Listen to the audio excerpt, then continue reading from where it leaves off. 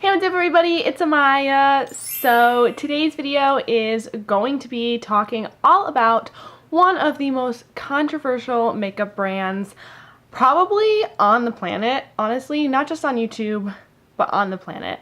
And that is none other than Morphe. Bum, bum, bum. If you have any sort of interest in the makeup community at all, I am sure that you have heard of Morphe. So Morphe started out as like an online only brand, and now they've expanded to have their own stores. They're also in Ulta, and there's a lot of controversy surrounding Morphe, and the reason for that is the fact that they have a lot of very cheap makeup. They've been accused of like ripping off other eyeshadow palettes. They've collabed with Jaclyn Hill, who also has a lot of controversy that follows her, and there has been a lot of controversy surrounding her personal products. People also think that they pay a lot of influencers to talk about their products, and they're always shoving their discount codes down people's throats. They're definitely a social media brand, and some people loved that and a lot of people hated that. So they've definitely exploded in the past few years. I've accumulated a lot of products over the years, and so I thought it'd be a good idea to kind of sit down and just give you guys my real honest opinion on these products, and if I think the brand is good or not, just purely based on their products. So that's what we're going to do today. Before we get into it, be sure to check out my social media. My Instagram and Twitter will be right over here. All my others will be in the description box below. So yeah, without further ado, let's hop right in. Okay, so I'm not going to be going in depth about all of the products I'm going to be talking about. I'm just going to kind of give you an overview, so that way if you've never bought from Morphe before, or if you have but you're skeptical, you can kind of form your own opinion based on mine, and you know, maybe we can just have a nice discussion. You can agree, you can disagree, but please be respectful if you leave a comment. Okay, so let's start out with probably like the number one thing that you know about Morphe, and that is their brushes. So in this mug right here are all of my Morphe brushes that I have accumulated over the years. I have the majority of their eye brushes, but I do have a few face brushes. So these are the 4 face brushes that I have. I have the M439, the M437, the M510, and the M501. So these are what they are. These 2 are highlighting brushes, and then this one I believe is like a powder blush bronzer brush, and this is a foundation brush. So I used to have one other face brush, and it was like the E1 or something like that. I'll put a picture of it right here, but it's just like a flat top, kind of like kabuki brush, and that one actually fell apart. Like it like everywhere. It fell out of the, like this part came unattached, and it just was destroyed, and I had to throw it out. So that is the only Morphe brush I've ever had fall apart, because I know that's a big thing. People are always saying that their brushes are bad quality and they're always falling apart. That is the only Morphe brush I've ever had fall apart or shed really badly. These 2 guys right here, the M501 and the M510, are 2 very popular brushes, and I do experience some shedding with them, but it's nothing that I can't deal with. It's nothing that is so over the top that it makes me not want to use these brushes. I still use them every single day. In fact, I used this one today to apply my highlight. I do have other brands of brushes: Sigma, Luxie, Elf, Wet n Wild, all different brushes, and I find that while these do shed, it's not any more than other brushes shed.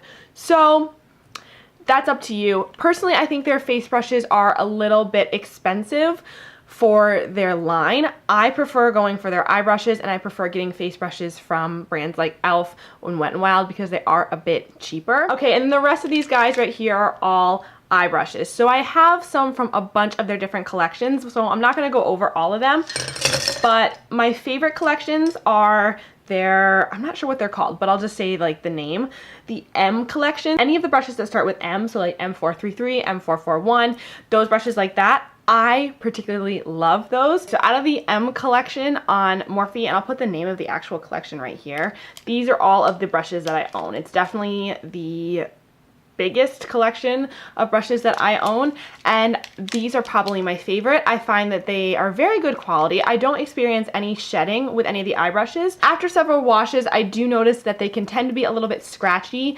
and there is definitely some like shaping issues. Like with my M433, you can definitely see there's some like stray hairs, but Again, I don't find that it's anything particular to this brand. I find that it's just something in general with brushes that happens. And if ever I need to buy a brush, I typically go for these guys first because I find that you can get professional looking brushes at a very affordable price. Okay, the next most popular collection that I have is the Elite collection. I actually know what this one is. So this includes any of the brushes that start with E. This is supposed to be their most like high quality line, and I do tend to agree with that. They are a little bit more expensive, but I do feel like they hold up the best, and they also are the softest. However, it is a little bit more expensive. So I don't necessarily find myself gravitating towards this one because of the price, and I find that the M collection does the same thing, but it's up to you. And then the last ones I'm just gonna kind of lump together because I don't have very many of each. I have two from the new Jaclyn Hill brush line. I have one from the Gunmetal collection, which is the G collection. This is from their Gold collection, so this is anything with a Y. And then these two are from their B collection, so this is anything that starts with a B. And I have to say, I don't necessarily see a big difference between any of these brushes. If I had to choose what I thought was the least quality, I would say the B collection. But as far as the Gunmetal and the Gold and the Jaclyn Hill brushes, I find that they are pretty much all the same. I would put these guys closest with the M collection. They're not as good as the Elite, but they're not terrible. They're still really good. And then the Gunmetal and the Gold are basically the same thing. They even have the same packaging, and I find that these are very, very soft. They're really nice. I like this collection a lot. I would say that these are probably on par with the Elite collection. So there you go. Those are all of my Morphe brushes. And final summary on the brushes, I think that they're really great. I will continue buying them, and I think that if you're looking for good, affordable brushes, definitely check them out. Okay, now let's talk about more tools. These are their two sponges that they have. This is the highlight and contour one, and this is the flawless foundation one. I'll put the two names right below them, just so I'm making sure I'm not mixing them up. I don't really like this one, but I love this one. I think that this one right here is a very unique shape and a very unique sponge. They're both fairly soft. I find that this one is softer than this one, but I just prefer the shape of this better. There's a lot of different functions that you can use this for, but I find that this one tends to be a little bit stiffer, not as easily usable. I do like that you can grip it better, but I find that it just doesn't expand as much as I would like, and it also just kind of sucks up more product. I don't feel like these are the same quality at all. So I feel as though if you want to try one out, I would try this one first, see how you like it, and then if you want to, try this one second. Final summary, their sponges are good, but this one's better. Okay, now to talk about this guy right here. This is the Continuous Setting Mist. This has been sold out on Morphe.com over and over and over again, and I finally was able to pick it up in Ulta a few months ago. You get 2.8 fluid ounces in here, and the thing that everybody loves about this is the aerosol can. So right off the bat, it smells so good. It's probably like the best smelling setting spray that I have ever owned. And I do really like the aerosol setting mist. I know that this is $15. You get 2.8 fluid ounces in here, like I said. But everybody was going bananas over this and literally raving about this so much. And to me personally, I don't find myself reaching for it so much over other setting sprays for its longevity. Does that make sense? I like reaching for it because of the bottle. I just like how nice and fine the mist is and how easy it is to use.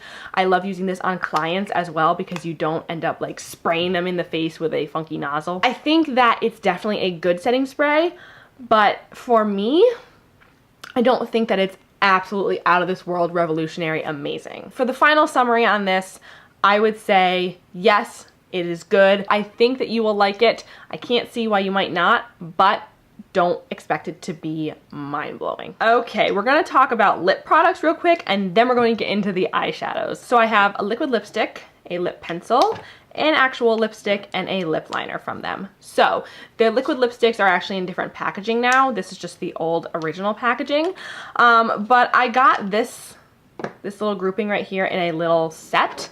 They don't actually have the set available online anymore. It was like a holiday deal, but all of these colors are permanent colors, I believe. I was able to find them on the website just fine. Let's talk about the liquid lipstick first though. This is probably in my top 3 favorite liquid lipstick formula, if not like my favorite overall. It is so good. I find that this lasts for so long on the lips and it looks so beautiful. I don't find that it crumbles or makes my lips tight and crinkly. It doesn't wear off very easily. It really stays and looks gorgeous. This is in the shade Suspect and it's kind of like a pinky mauve. If ever I need a liquid lip to last a long time and I don't have to worry about it, I will wear this. I don't ever have to reapply it or anything like that. And I have to say that final summary for this is that they're spectacular. Definitely try them out. So as for their other lip products, I think that their lip glosses are beautiful. I'm actually wearing this one on top of another kind of like gloss type of thing. And these are so good. I find that they're very comfortable, long wearing, super, super, super glossy. This one's in the shade Freebird, by the way. It's a nice like warm sandy nude. And I just love how this looks. I also love the applicator. It's kind of like a flat doe foot, but it's not too wiggly, so I don't find like I have issues applying it. It's pigmented, but not gloppy, and it's shiny, but not goopy. Does that make sense? So final summary on these, they're really good. The packaging's also super, super cute and innovative. I love it. So from someone who hates lip gloss, I really like these, so check them out if you're interested. I don't think you'll be disappointed. Okay, so as for the lipsticks, this is in the shade Honey. It's one of their matte lipsticks. I haven't worn this too much to give you a really thorough review, but from the amount that I have worn it, I can tell you that I don't think it's anything revolutionary. I don't think it's anything amazing. I find that the mattes are slightly drying. They kind of remind me of MAC lipsticks. I like them, but I don't think that they're anything particularly special. So I don't know. My final summary would be it's definitely up to you. I think that if you try them out, you're not going to hate it, but I don't know that it's going to be super duper impressive. And the same thing kind of goes for the lip liners as well. I really do like how creamy and pigmented they are. I think that they are one of the most creamy and most pigmented wooden lip liners that I own, but I don't necessarily see anything super, super special about these. I don't find myself reaching for it like, oh, I want to use this. And I don't find myself necessarily wanting to buy more. I think that the NYX, what is it? The NYX Suede lip liners are pretty much the same thing. So again, if you pick this up, I don't think you'll be disappointed, but I wouldn't say it's one of their top products. I have several eyeshadow palettes to share with you guys, and I'm not going to be swatching these. I'm not going to be going through them thoroughly. I'm just going to give you a quick summary on yes, good, or no, bad. So overall, I think that their eyeshadows are really, really good. I happen to really like their formula. I have not been disappointed by any eyeshadow palette yet. I really like them. Let's start out with the Jaclyn Hill Vault. Very, very, very controversial product. I was able to get the full collection. I don't believe they sell it like this anymore, but you can buy all the individual palettes. I really like this. I think that it's a super cute idea. I did not have any issues with my Vault. Honestly, I think this is something that you have to buy and try for yourself. Honestly, I really like it. I find that the eyeshadows are just as good as any other eyeshadows that I've used. I don't find that they're over the top amazing, but I also don't find like they're definitely not bad. So final summary on these, yes, I think they're good. I personally really like them. If you want to buy one, swatch them, check them out yourself at Ulta, because I think most Ultas do carry these right now. Check them out. I don't think you'll be disappointed, but I feel like it's something you need to buy and try. Okay, I have their 15 pan eyeshadows. These are two of them. I have the Nightmaster and the Happy Hour. This is the Nightmaster one. It's kind of like a dark, like purpley, cool tone type of palette. And then the Happy Hour is definitely like a warm orangey tone. These guys I find are very good quality, and I really like the different color stories they bring out within these. I think that they are different than their normal palettes. I think that with regular Morphe palettes, because they are so big, you get a lot of overlap and a lot of repeat colors, whereas with these guys I find that you definitely get a variety of shades, and I do feel like they're actually a little bit better quality than the big Morphe palettes. So final summary on the 15 pan palettes, I really like them. I think if you get one, you will not be disappointed, and I think that they are a little bit better quality than their regular palettes. Okay, so here are all of my 35 pan Morphe palettes. All of them are in the 35O collection. So I just want to mention that because that might make a difference. I know that some of their collections have been deemed really, really good, and then other ones have been deemed not so much. So I do just want to make a disclaimer that these are all from the 35O collection, which in general has gotten a really, really good review and has been said to be better than all of their other eyeshadow palettes. So I can't speak for all of their 35 pan palettes because I have not tried anything out of the 35O line. So you've heard me say it before, the original 35O I think is spectacular. I really like it. I don't find hardly any issues with these shades. Even though you do have some kind of very similar shades, especially in the darker area, I think the shimmers are excellent and beautiful. The mattes blend very nicely, and I still pick up this palette to this day. So yes, I would definitely recommend the 35O. Okay, and then I have the matte and shimmer versions of the 35O, the original 35O. This is the shimmer version, which I think is the best all shimmer palette that I own. I don't own very many, but if you are looking for a variety of shimmers, especially if you're like a working makeup artist and you don't want to have to bring a bunch of little tiny single shadows everywhere, this is excellent, especially if you're looking for warm shades or more like neutral shades. You even do have some cool tones in here. The quality of these shimmers is so good, and you do get a variety of textures and kind of fun things to play with in here. I think that this is probably one of their best palettes that they have, and I highly recommend this one. As for the 35OM, I don't feel like you need this if you have the 35O, because I feel like the 35O has so many matte shades in it already that this really isn't any different. I don't find that I reach for this particularly often, and if I do reach for it, it's just because I know that I want to do an all matte look and I don't want to have to bring out my original 35O. I think that you can buy either or and be happy. I don't think that there are so many, you know, unique mattes in here that you need to buy this as opposed to just buying the original 35O. So it's not bad. It's definitely good quality, but if you're gonna pick between the 35OM and the 35OS, I would go with the 35OS. And then for the last 35O palette, we have this guy right here, which is the 35O2. This is what it looks like, and this one actually has shade names, and I stuck them on the back.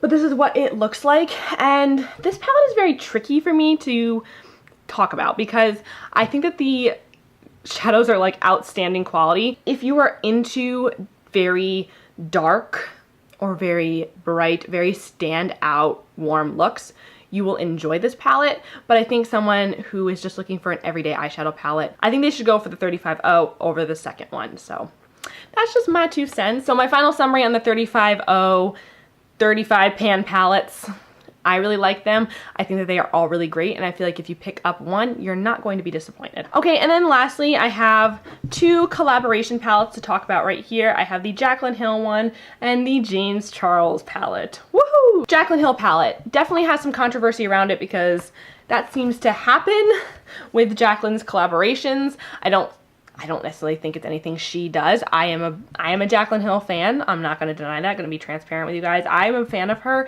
and I feel like she gets a lot more hate than she deserves. And this palette is beautiful. I really, really like this palette. I find that the shadows in here are extremely good quality.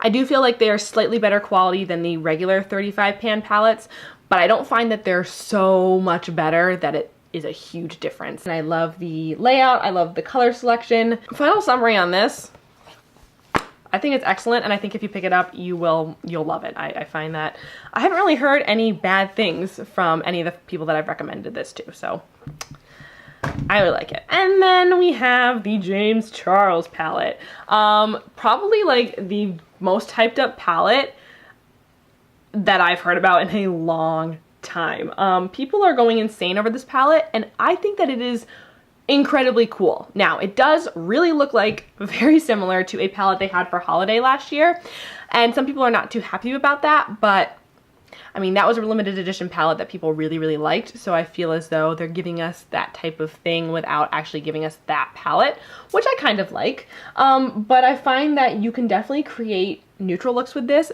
but the colors in here, oh my god. I created a rainbow eye look with this palette, and it was the easiest look that I've done like ever, like the easiest dramatic look I've ever done. They just blended so well. They were so pigmented. They didn't skip. They didn't look funky. They were definitely true to color. I really, really like that. And the shimmers in here I haven't played with too much, but the mattes are spectacular. So final summary on the James Charles palette. I really like it. I'm very happy that I bought it, and I think if you buy it, you will love it too. Whew, okay, so we got through everything. That is all I have to talk about with you guys today. Final summary, bottom line on Morphe.